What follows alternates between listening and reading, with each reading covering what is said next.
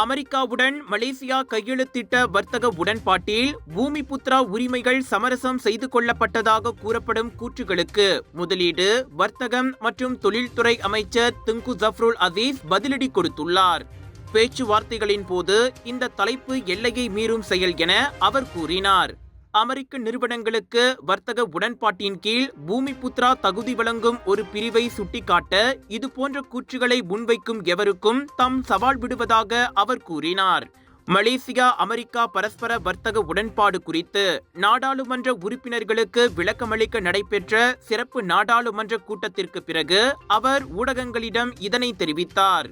மலேசியாவும் அமெரிக்காவும் கையெழுத்திட்ட பரஸ்பர வர்த்தக உடன்பாட்டின் கீழ் அமெரிக்க நிறுவனங்களுக்கு பூமிபுத்ரா தகுதி வழங்கப்பட்டுள்ளதாக முன்னாள் பிரதமர் துன் டாக்டர் மகாதீர் முஹம்மட் நேற்று குற்றம் சாட்டியதோடு இது மலேசியாவின் சுதந்திரத்திற்கு துரோகம் என்று குறிப்பிட்டிருந்தார்.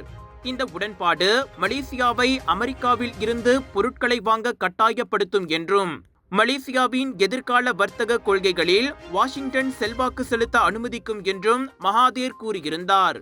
இந்த வர்த்தக உடன்பாடு தேசிய இறையாண்மையை கீழறுப்பு செய்வதாக மகாதீர் கூறியிருந்ததையும் துங்கு ஜஃப்ருல் மறுத்தார்.